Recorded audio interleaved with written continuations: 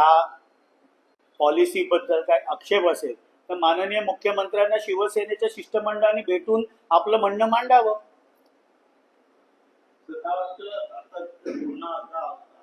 अबू आझमी यांनी वादग्रस्त विधान केलं आहे वारी संदर्भातलं. वारीमध्ये गर्दी होते, आता नमाज पठण करत असताना तिथे गर्दी झाली ते त्यावरती तक्रार करतात. अबू आझमी ही महाराष्ट्राला लागलेली कीड आहे. सातत्याने महाराष्ट्रातलं वातावरण कशा पद्धतीने खराब होईल, कायम हिंदू मुस्लिम राजकारण करायचं. आषाढी वारीला 800 वर्षाची परंपरा आहे. आषाढी वारी ही महाराष्ट्राची सांस्कृतिक, धार्मिक, आध्यात्मिक ओळख आहे. आणि संत श्रेष्ठ ज्ञानेश्वर माऊलींच्या इथनं आळंदीवरनं पालखी निघते. संत तुकाराम महाराजांच्या इथनं देहू इथनं ती पालखी निघते. करोडो लाखो वारकरी पायी प्रवास करून पंढरपूरला विठुरायाच्या दर्शनासाठी जातात.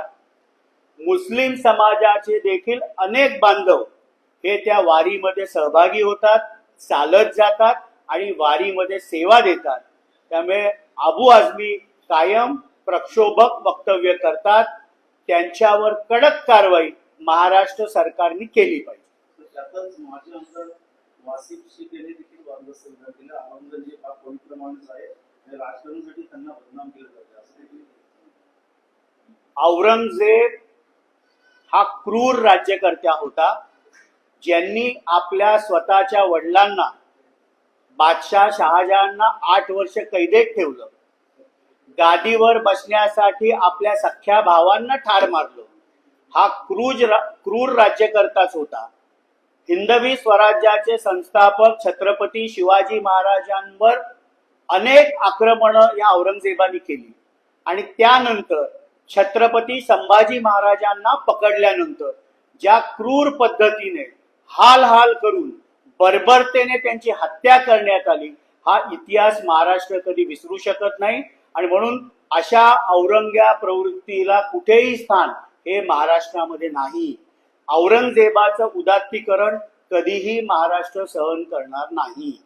मालेगाव साखर कारखान्याची निवडणूक होती, त्यातच आता पाहिलं तर तुमचं म्हणणं आहे की पक्षाचे राष्ट्रीय नेते अजूनही गावातच फिरत आहेत. चेअरमॅन केल्यावर 500 कोटी 24 तासात घेऊन येतो असा दादा म्हणाले होते. त्या संदर्भात त्यांनी ज्यांना सहकार क्षेत्र समजत नाही, सहकार चळवळीमध्ये ज्यांचं योगदान नाही, या महाराष्ट्राला स्वर्गीय यशवंतराव चव्हाण साहेबांपासून ते वसंतदादा पाटील साहेबांपासून ते अगदी आदरणीय शरदचंद्रजी पवार साहेबांनी सहकार संस्कृती महाराष्ट्रामध्ये वाढली. सहकार चळवळीमुळे महाराष्ट्रामध्ये शेतकऱ्यांमध्ये आर्थिक चांगले दिवस आले आणि त्यामुळे सहकारी क्षेत्राचं ज्ञान नसल्यामुळे अशा प्रकारचे वक्तव्य संजय राऊतजी करत असतात. राज्याचे उपमुख्यमंत्री माननीय अजितदादा पवार साहेब हे शेतकरी आहेत, ते अभिमानाने नेहमी सांगतात. आणि त्यामुळे सहकार चळवळीमध्ये जर कोणी भाग घेत असेल तर त्याच्यामध्ये काहीही चुकीचं नाही.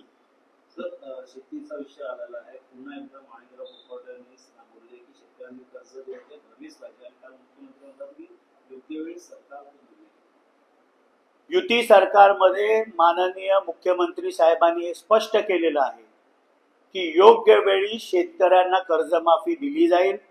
मुख्यमंत्र्यांचं वक्तव्य हे अंतिम असतं आणि त्यामुळे जो शब्द माननीय मुख्यमंत्री देवेंद्रजी फडणवीस साहेबांनी दिलेला आहे, उपमुख्यमंत्री माननीय एकनाथरावजी शिंदे साहेबांनी दिलेला आहे, उपमुख्यमंत्री माननीय अजितदादा पवार साहेबांनी युतीचे नेते म्हणून दिलेले आहे, तो शब्द बळीराजाचा योग्य वेळेला शेतकरी कर्जमाफी करून युती सरकार तो शब्द पाळेल.